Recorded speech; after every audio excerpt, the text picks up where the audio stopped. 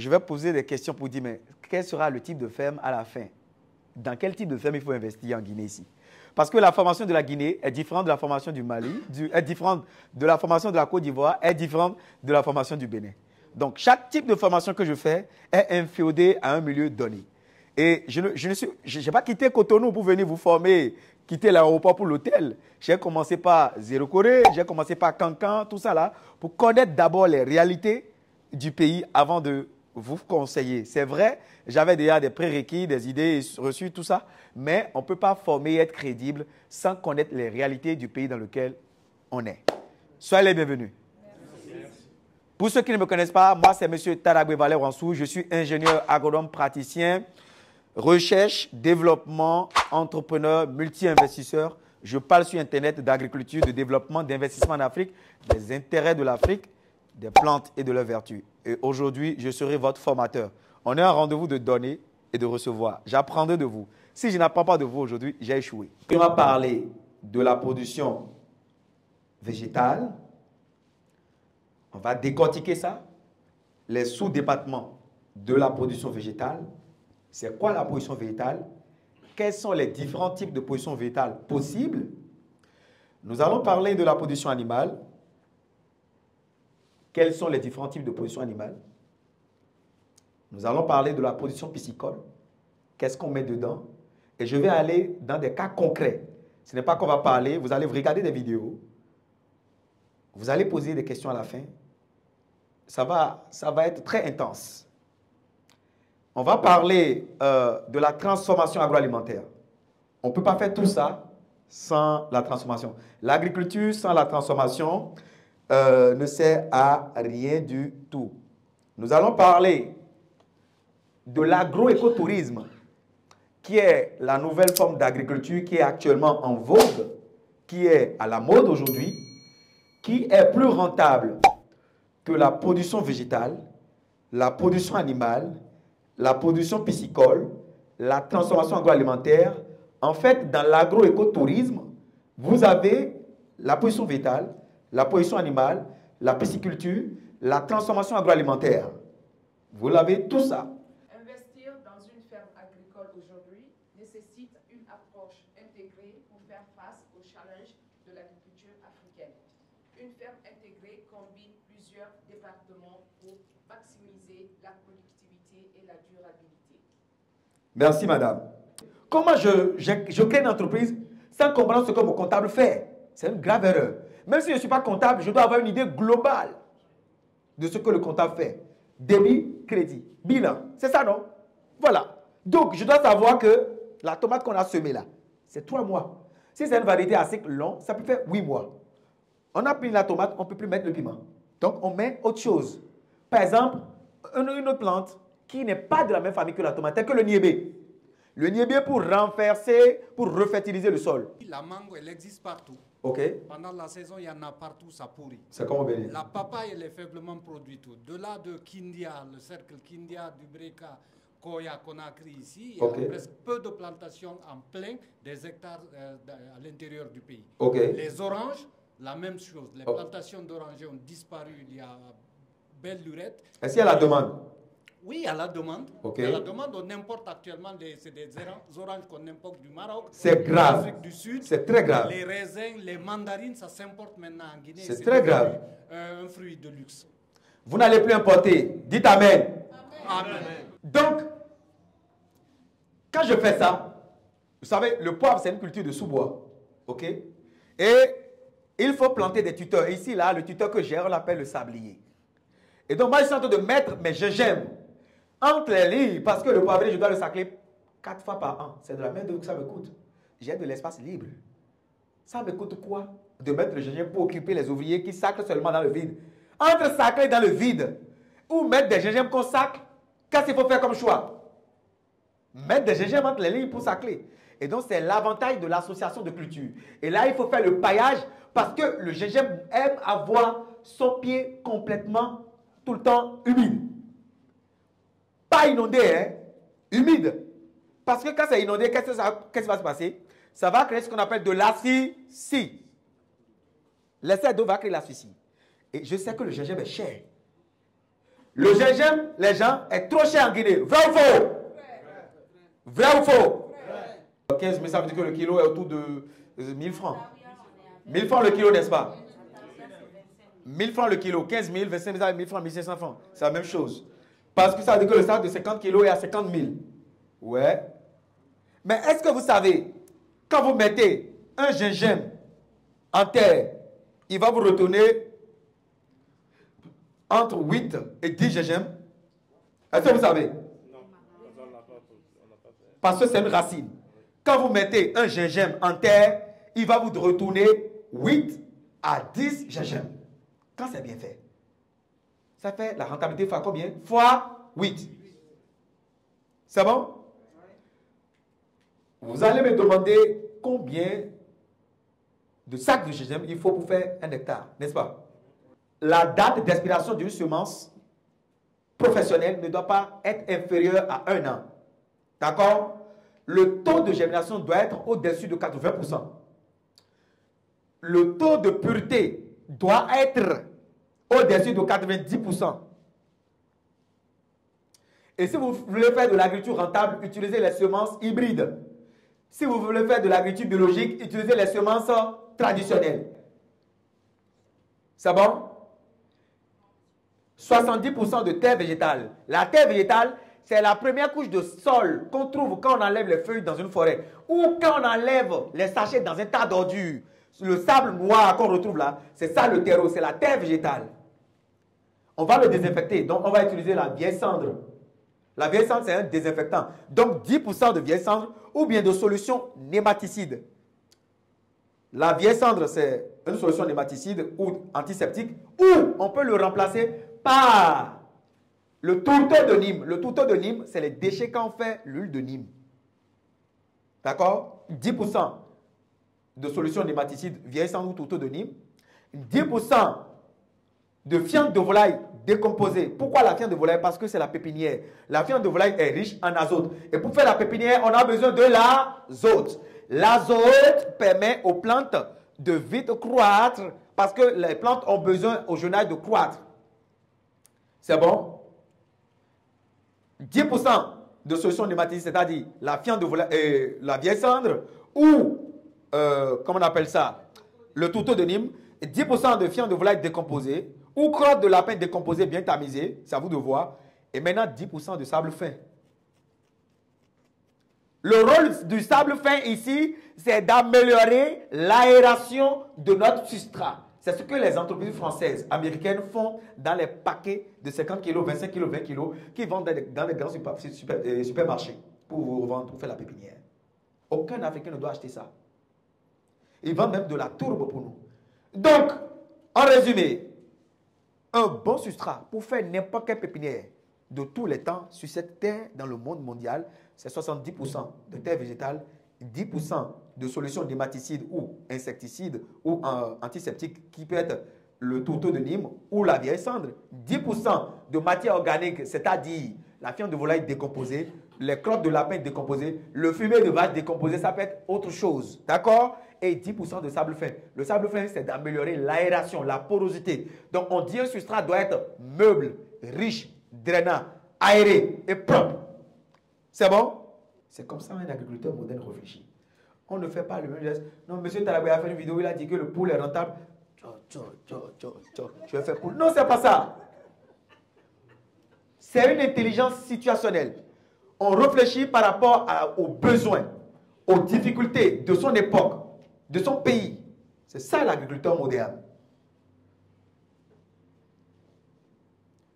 On ne produit pas pour produire, on produit parce qu'il y a un marché.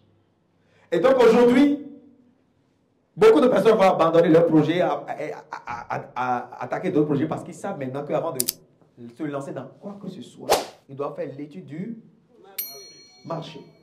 Faire un document technique, choisir un entre les deux, soit le compte d'exploitation prévisionnel qui est sur 1 an, ou soit le plan d'affaires qui est sur plusieurs années. Très important. Il n'y a personne dans cette salle-là qui va lancer le moindre franc guinéen sans soit un compte d'exploitation prévisionnel ou soit un plan d'affaires. On peut faire le plan d'affaires échoué, mais au moins, vous aurez le temps de planifier même votre échec. C'est ça un document technique. Parce que tu sais, dans le plan d'affaires, qu'est-ce qui est important? Les forces, les faiblesses, les opportunités et les menaces. Toutes les entreprises sérieuses que vous voyez, même l'hôtel dans lequel nous sommes ici, l'hôtel, comment on appelle ça? Calou. Mais c'est sur cette base qu'ils ont installé leur hôtel ici. Ils ont mesuré les risques qu'ils prenaient en s'installant ici. Les forces de leur hôtel ici, c'est des animaux qui sont programmés. Comme pour les chiens, on dit 45 jours. À part 45 jours, c'est le plus rentable. Donc, c'est un peu ça. Ce que je conseille aujourd'hui, naturellement, en ma qualité d'expert en agriculture rentable, c'est d'aller vers les systèmes de production d'animaux moins budgétivores en termes d'alimentation et en termes de suivi. Et je vais vous les classer par ordre d'importance. Pourquoi? Les escargots, en premier lieu. Moins compliqué, moins stressant, moins contraignant. C'est bon? Je vais vous parler des chèvres. C'est bon? Les chèvres. Escargot, chèvre. Agouti. Moins contraignant, moins compliqué. C'est bon? Et maintenant, vous allez aligner les autres choses pour vous par ordre d'importance. Les dindes, la viande de dinde. Les pintades, parce que ce n'est pas beaucoup produit ici. Les pintades et la dinde, ça c'est des sujets très rentables aussi. Et même si le terrain est saturé, le secteur est saturé, il faut aller vers son marché. Vous allez voir, il y a des entreprises ici qui sont dans le domaine de la banque, mais qui ont plus de clients que d'autres. C'est à cause de leur branding, de leur système marketing. Est-ce que MTN a plus d'abonnés que Orange ici? Chacun a son système. Même si tu es quelque part où tout le monde a des lunettes, quelqu'un va venir, va vendre encore les lunettes là, la même lunette à tout le monde. Ça dépend de comment il s'y prend. Bravo. En grande quantité, où tu veux faire des tonnes et des tonnes de poissons par an. Qui peut répondre à la question? Dans quelles conditions on peut produire du poisson pour avoir des tonnes de poissons par an? Non. Non.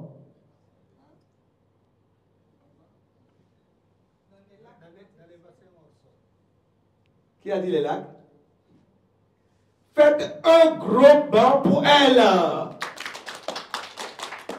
Je ne suis pas content. Il faut faire en harmonie. 1, 2, 3. Pa, pa, pa, pa, pa, pa. Super. Les plus grandes fermes européennes, américaines du monde, russes, font de la pisciculture dans les cages flottantes, dans des lacs, dans des rivières, dans des fleuves, où les cours d'eau sont tout le temps renouvelés. Ce qui fait le succès de l'élevage de poissons, c'est l'oxygène. L'environnement de l'élevage, où le cours d'eau est perpétuellement renouvelé. Vous avez les meilleurs rendements. Par exemple, les fermes de l'élevage de saumon en Europe, c'est des filets, des gros cages, des grosses cages qu'on met dans des environnements naturels pour que les poissons explosent le maximum de leur potentiel génétique. Les poissons, naturellement, survivent, cherchent des vers de terre, des trucs pour manger, la prédation, mais quand vous les mettez dans un environnement contrôlé, en milieu naturel, et maintenant, au lieu que ces poissons-là aillent chercher de la nourriture, vous leur apportez les provisions dont elles ont besoin, naturellement, ils vont gagner du poids en un laps de temps. Vous avez à gauche les cages flottantes, d'accord? Ça c'est au Bénin, à Tao, le lac Tao, d'accord? Et à droite, vous avez les bacs en sol. Celui qui veut commencer la pisciculture en miniature, il commence par les bacs en sol. Pourquoi? Dans le poisson, il y a 3 business. C'est 3 ça, non? Le premier business, c'est la formation. Il y a des gens qui élèvent les poissons pour faire le business de la formation. C'est-à-dire, lui, il s'en fout que le poisson donne un gros rendement ou un petit rendement. Lui, il engraisse les poissons, il les gave pour avoir des résultats spectaculaires. Et donc, quand tu viens dans son élevage et il donne les provisions, tu entends de gros poissons. C'est impressionnant. Tu es intéressé, tu veux te faire former, lui te forme. Est-ce que vous voyez un peu? Le deuxième business, toujours dans la formation, on est dans la formation, hein. c'est la production d'alevins. Vous pouvez produire des alevins pour le poisson chat. Et là, vous allez avoir dans votre élevage des géniteurs. Ces géniteurs-là sont composés de poissons femelles et de poissons mâles. Ce qui est horrible et regrettable dans l'élevage des poissons chats, c'est qu'à chaque reproduction, les mâles géniteurs sont sacrifiés. Parce qu'il faut les ouvrir, faire sortir le spermatozoïde pour les pendre sur les œufs des femelles. Et avant même d'extraire les œufs des ventres des femelles, il faut leur injecter une sorte d'hormone. D'accord? Je vous ai déjà dit, la position animale, on ne peut pas apprendre ça dans une salle climatisée. Ça, c'est un travail pratique sur le terrain. Vous allez apprendre, vous allez échouer, vous allez apprendre, vous allez échouer. Et pour avoir une formation complète en élevage de poissons, c'est 3 mois. Pas plus. Pratique sur le terrain. 3 mois. Les brasseries, Solibra, Guinée Brasserie, tout ça là, Castel, tous ces gens-là sont là. Les milliardaires, les oligarques, ceux qui se font du jus, de l'argent, du beurre, sont dans ce secteur-là. Ceux qui veulent avoir rapidement de l'argent, c'est là qu'il faut être. Très bien. Ceux qui veulent rapidement avoir de l'argent, d'accord, sans aller à la ferme, sans aller dans la brousse, c'est là qu'il faut être. C'est l'agriculture que vous pouvez pratiquer depuis Conakry. Même à Kaloum ici. Il suffit d'avoir un entrepôt, d'acheter des ananas, d'acheter un extracteur de jus, d'acheter des bouteilles, d'acheter des capsuleuses, de commettre un bon graphisme pour avoir des étiquettes vendeurs, de mettre en place une bonne stratégie marketing. Et donc là, vous, agriculteurs que vous êtes transformateur, vous êtes capitaine d'industrie, transformateur, vous êtes marketeur, faites le marketing, vous avez des commerciales qui s'en vont dans tous les grandes surfaces pour essayer de positionner votre marchandise sur le marché. Et si vous êtes intelligent, vous pouvez même avoir des contrats à l'étranger. Ici, les fruits et légumes, les jus. Je vais vous dire aujourd'hui, n'allez pas faire les mêmes erreurs que nos parents qui font les jus dans les bouteilles. Les jus dans les bouteilles, ce n'est plus à la mode. Les jus dans les bidons, ce n'est pas à la mode. C'est des jus en canette. Est-ce que vous me suivez bien? Les jus en canette sont plus légers, plus esthétiques, plus vendeurs, économiquement parlant. Les jus en canette, je vais prendre l'exemple de la marque béninoise Jus Ira. C'est une marque de jus d'ananas qui, en l'espace de moins de 5 ans, fait plus de 5 milliards de chiffre d'affaires en francs CFA. Ça fait 50 milliards ou bien 60 milliards de francs guinéens de chiffre d'affaires par an, en moins de 5 ans. C'est la plus importante des entreprises de jus, de fruits, surtout de l'ananas au Bénin. Cette entreprise aujourd'hui, avec la qualité de ses fruits et de ses jus, vend au Niger, au Tchad. Les Tchadiens consomment plus le jus d'ananas béninois que même les Béninois. Parce que nous en avons, nous ne consommons pas. Je trouvais que j'avais pris des ananas que je voulais faire goûter à des amis à moi pour pouvoir les mettre dans mon lot de clients. Et il était là, j'ai sacrifié, j'ai donné un carton. J'ai dit, bah, comme tu es à l'hôtel, goûte mes ananas, tu m'en diras des nouvelles. Aujourd'hui, il fait partie de mon réseau de clients. C'est comme ça que j'essaye de faire le maximum. J'offre pour pouvoir, voilà. Si, peut-être partager, mais pour l'instant, je n'ai pas suffisamment d'expérience pour pouvoir former ou donner, comme on appelle, des formations aux gens.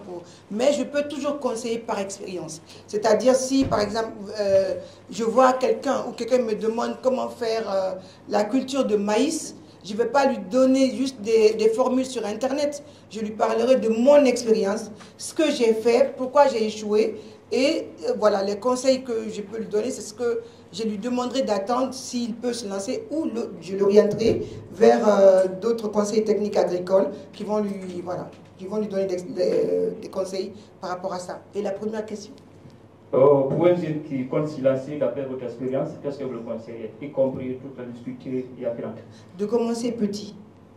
Commencer petit, c'est-à-dire, c'est comme si un exemple encore de maman. Moi, je me rappelle ma première fille, quand elle avait la fièvre, je courais, j'avais l'impression que j'allais mourir. Mais aujourd'hui, au bout de ma quatrième fille, mon quatrième enfant, quand elle avait la fièvre, je donnais du Doliprane et je dormais. Parce que je savais qu'elle n'allait pas mourir de fièvre. Donc c'est pour dire que ça doit être forcément une poussée dedans. Mais si Dieu m'avait donné 10 ou 9 d'un seul coup, je savais que c'est moi qui allais tomber. Parce que si vous commencez petit, tout ça en respectant bien sûr de vous faire accompagner par un technicien ayant rempli tous les critères qu'il faut au préalable. Mais si vous commencez petit, c'est comme si vous trébuchez au sol. Ce ne sera jamais si vous tombez du premier étage, ni du quatrième, ni du cinquième. Vous aurez moins mal que si vous tombez de très haut. Voilà.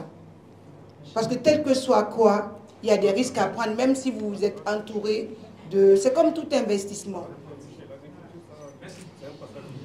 Vous savez aujourd'hui que ce n'est pas une ferme de production animale, n'est-ce pas? Ce n'est pas une ferme de production végétale, n'est-ce pas?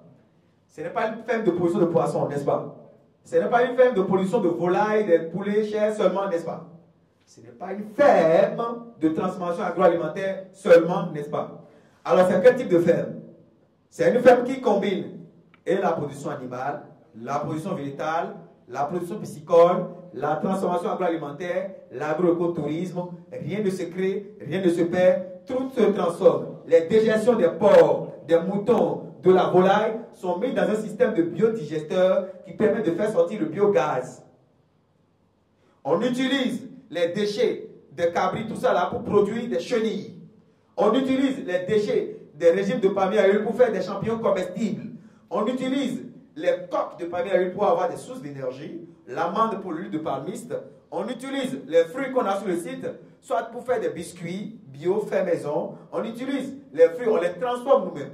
Donc, une ferme viable, durable, qui va résister à tout type d'établissements, c'est une ferme diversifiée. Une ferme variée. Je ne vous ai pas dit de faire 1 hectare, de faire 2 hectares, de faire 40 hectares. Même je vous ai dit sur 1000 mètres carrés, on peut avoir une ferme intégrée, n'est-ce pas? Le système que je vous ai montré, de production à l'étage, ça c'est déjà une unité de production de volaille, n'est-ce pas?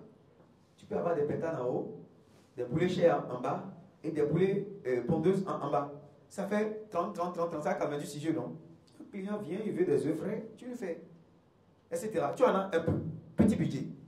Tu as 20 mètres carrés de taro, 20 mètres carrés de tomates, 20 mètres carrés de piments, 20 mètres carrés d'oignons, 20 mètres carrés de carottes, 20 mètres carrés de papaye, 20 mètres carrés de thym, 20 mètres carrés de temps. Base vie, 200 mètres carrés, tu prends 200 mètres carrés pour la base vie et ta future projection. Et on a dit ici qu'un projet sérieux agricole doit fonctionner souvent un calendrier. Nous avons 2 types de calendrier, n'est-ce pas? On a parlé de quoi et de quoi? Qui va me répondre? On a parlé de quoi?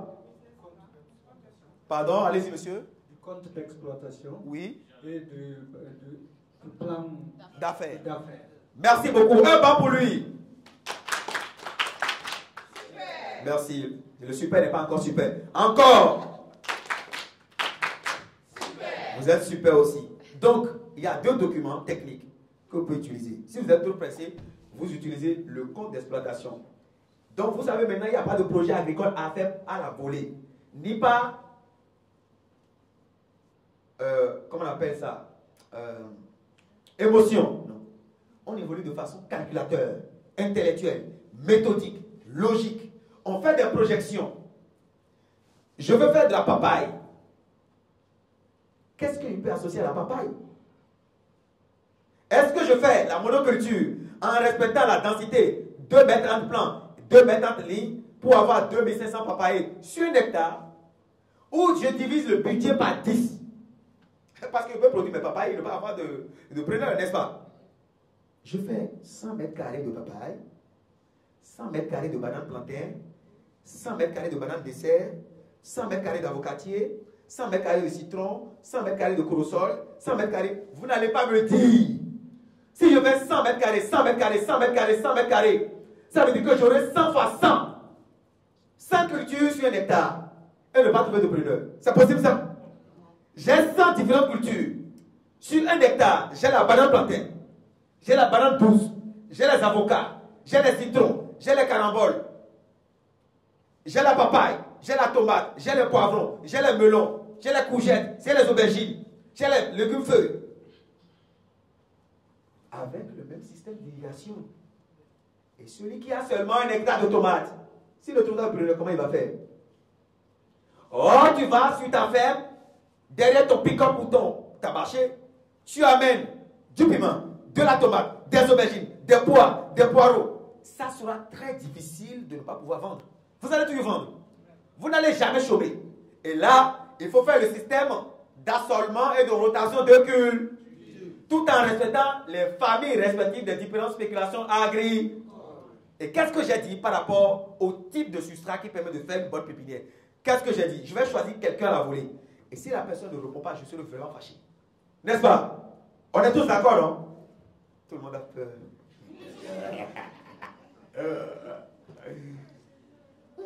Toi, tu as trop peur.